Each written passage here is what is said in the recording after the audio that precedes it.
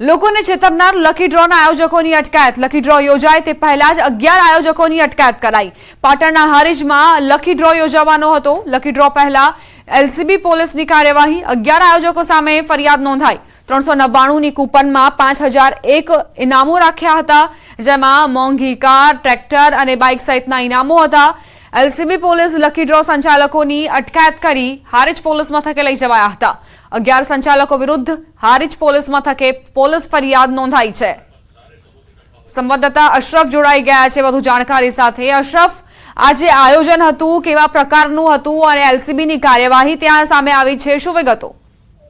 બિલકુલ દીપા, જે રીતે બનાસકાંઠામાં લકી ડ્રો નામે છેતરપિંડી આચરવા બાબતે જે અશોક માળી નામનો ઇસમ છે તેના ઉપર અગાઉ પણ ફરિયાદ નોંધાઈ છે, ત્યારે ફરી ક્યાંક હારીજમાં કૃષ્ણધામ ગૌશાળા સમિતિના નામે સમગ્ર ડ્રોનું આયોજન કર્યું હતું ગત રોજ, જેમાં એક સંતવાણીનો કાર્યક્રમ પણ કરવામાં આવ્યો હતો. આ ડ્રોમાં 399ની કૂપન આપવામાં આવી હતી, તેમાં 5001 ઇનામો હતા, જેમાં મોઘીદાટ કારો, ટ્રેક્ટર અને બાઇક સહિત. પરંતુ સમગ્ર માહિતી જ્યારે પાટણ એલસીબી પોલીસને થતા ડ્રોના સ્થળ પર ક્યાંક એલસીબી પોલીસે તપાસ હાથ ધરી હતી અને ત્યારબાદ જે આયોજકો હતા, જેમાં લગભગ 11 જેટલા આયોજકોની એલસીબી અટક કરીને હારીજ પોલીસ મથકે લઈ જઈ અને પૂછતાછ કરી હતી. જો કે સમગ્ર આયોજન ક્યાંક આભાર અશરફ જાણકારી આપવા માટે.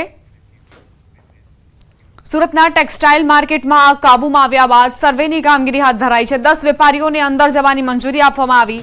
હાલ 2 વેપારીઓ પોલીસની હાજરીમાં માર્કેટ જશે.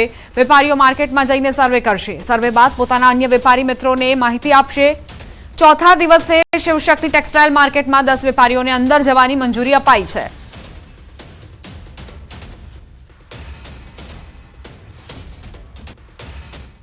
સુરતમાં શિવશક્તિ ટેક્સટાઇલ માર્કેટમાં લાગેલી ભીષણ આગ પર કાબુ મેળવવામાં ફાયર જવાનોનો મોટો સિંહ ફાળો રહ્યો. ફાયરના જવાનોએ પોતાના જીવ જોખમમાં મૂકી ભીષણ આગ પર કાબુ મેળવ્યો હતો. જ્યારે ફાયર ઓફિસરે કહ્યું કે આગ એટલી વિકરાળ હતી કે સ્મોકના કારણે કાબુ મેળવવો પણ મુશ્કેલ બન્યો હતો. 1800 થી 2000 સેલ્સિયસ ડિગ્રી વચ્ચે આગ ઓલવવાની કામગીરી કરાઈ. ટોપ ફ્લોર પર હવાનું જોર વધુ હતું, જેના કારણે હીટ વધારે પકડાઈ હતી. ફાયર જવાનો પણ ઇજાગ્રસ્ત થયા હતા. હાલ હજુ કેટલો સામાન બળીને ખાખ થયો છે તે તમામ અંગે તપાસ કરાઈ રહી છે. શિવ માર્કેટના એસોસિએશન છે, એમના માણસો અને પોલીસ ડિપાર્ટમેન્ટ, ફાયર ડિપાર્ટમેન્ટ અને એફએસએલની ટીમો હાલમાં માર્કેટની અંદર કઈ દુકાન બળી જવા પામેલ છે અને કઈ બચી જવા પામેલ છે તેનો સર્વે હાલમાં કરી રહ્યા છે.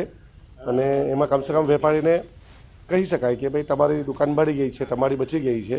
એટલે કમસે કમ વેપારીઓ જે હમણાં એક સવાલ ઉઠાવે છે કે અમારી દુકાનોનું શું પોઝિશન છે એ જાણવા માટે ઉચ્ચ અધિકારીઓ છે ડિસિઝન લઈને હાલમાં 4 ટીમ ભેગી થઈ અને સર્વેની કામગીરી ચાલે છે. સુરતના ખજોદમાં સરકારી જમીન પરના ગેરકાયદે ઝીંગા તળાવ તોડાયા. સુરત કલેક્ટરના આદેશથી કાર્યવાહી. 1 લાખ ચોરસ મીટર જગ્યા ખુલ્લી કરાવાઈ. મજૂરા મામલતદારે ખજોદમાં સરકારી જમીનો પર તાણી દીધેલા 7 ઝીંગા તળાવનું ડિમોલેશન કર્યું. 1 લાખ ચોરસ મીટરથી વધુ જગ્યા ખુલ્લી કરાવવામાં આવી છે. આગામી દિવસોમાં ડુમ્મસ સુધી કાર્યવાહી કરવામાં આવશે. રાજ્યમાં હાઈવે પર આવેલી હોટેલોમાં તપાસ તેજ. હાઈવે પર આવેલી 183 હોટેલો પર કાર્યવાહી. તોલમાપ વિભાગના રાજ્યવ્યાપી દરોડા દરમિયાન 4.63 લાખની કિંમતનો દંડ કરાયો. પાટણ જિલ્લાની 5 હોટેલ પર દરોડા પાડવામાં આવ્યા. કાયદા અને જોગવાઈનું પાલન ન કરતા આ હોટેલ સામે કાર્યવાહી. દંડ ફટકારવામાં આવ્યો છે. Radhe Rajwadi restaurant, the grand Riveta hotel Rajasthan તેમજ અંબર હોટેલ, વારાહી અને રાધનપુરની તુલસી હોટેલ સામે કાર્યવાહી. પંચમહાલના હાલોલ ડિવિઝન અંતર્ગત આવતા 6 પોલીસ મથકમાં 3.37 કરોડના વિદેશી દારૂના જથ્થાનો નાશ કરાયો. વર્ષ 2024 દરમિયાન વિવિધ પોલીસ મથકોમાં પ્રોહિબિશનના કુલ 291 કેસ કરવામાં આવ્યા હતા. કોર્ટની મંજૂરી બાદ ડીવાયએસપી પ્રાંત અધિકારીની ઉપસ્થિતિમાં વિદેશી દારૂના જથ્થાનો નાશ કરાયો. કેસોની કુલ 2,94,435 બોટલો, એની કિંમત 3,37,63,62,303નો મુદ્દામાલનો નાશ આજરોજ એસડીએમ સાહેબશ્રી નગરપાલિકાના અધિકારીશ્રી અને પંચોરૂપીમાં નાશ કરવામાં આવ્યો.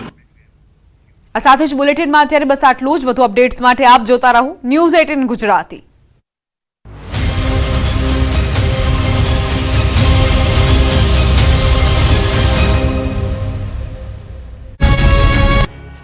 અમરેલીના ગુરુના વેશમાં હેવાન બનીને લક્ષ્મી સમાન દીકરીઓને પીંખી નાખતું નરાધમ પકડાયો.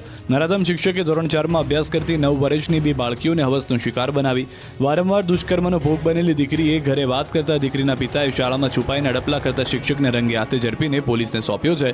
આ ઘટનામાં દીકરીના પિતાએ એવો આક્ષેપ કર્યો છે કે નરાધમ શિક્ષક બાળકીઓની ઉધરસ દવાના બહાને દારૂ પીવડાવતો.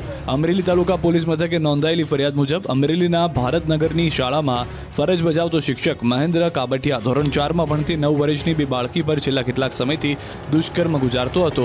આ ઘટના અંગે એક દીકરીએ પોતાના ઘરે વાત કરી, જેથી દીકરીના પિતાએ શાળામાં સંતાઈને રેકી કરી હતી. આ દરમિયાન પિતાએ શિક્ષક મહેન્દ્ર કાબટિયાને શાળાની ઓફિસમાં પોતાની દીકરી સાથે અડપલા કરતા રંગે હાથે ઝડપી લીધો હતો અને તુરંત ગ્રામજનો અને પોલીસને જાણ કરી હતી.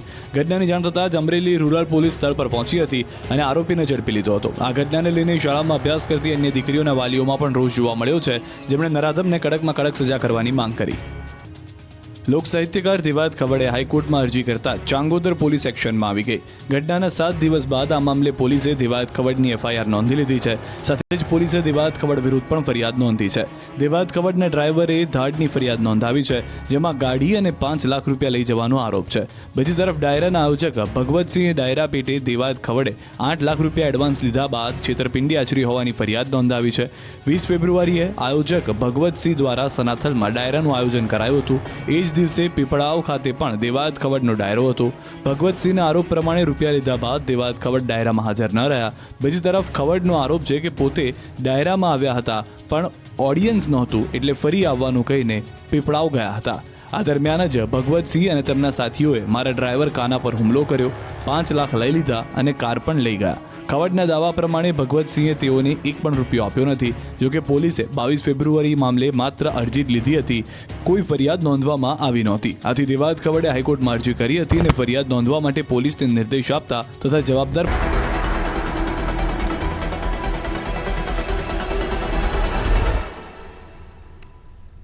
तिरुपति एडिबल ऑयल्स हेल्दी वाली हैप्पीनेस। પોરબંદરની ભાવસિંહજી જનરલ હોસ્પિટલમાં વિસ્ફોટ, ઓપરેશન થિયેટરમાં મશીનમાં બ્લાસ્ટથી એકને ઈજા. પાટણના હારીજમાં ડ્રો પહેલા જ આયોજકોની અટકાયત, 399ની કૂપનમાં 5001 ઇનામો રાખ્યા હતા.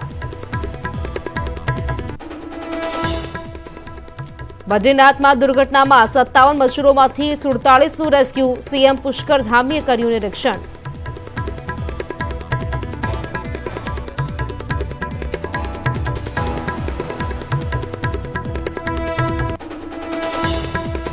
નમસ્કાર, આપ જોઈ રહ્યા છો ન્યૂઝ 18 ગુજરાતી. હું છું આપની સાથે પ્રીતિ. નજર કરીશું સમાચાર સુપરફાસ્ટ પર. હિમાચલ પ્રદેશના કુલ્લુમાં આબ ફાટ્યા જેવી સ્થિતિ, અનેક વાહનો નાળામાં તણાયા. ભૂંડાર શાકભાજી માર્કેટ પણ ડૂબી ગયું. રાજ્યના ઊંચા વિસ્તારોમાં ભારે હિમવર્ષા, નીચાણવાળા વિસ્તારોમાં વરસાદ. કુલ્લુમાં સૌથી વધુ નુકસાન.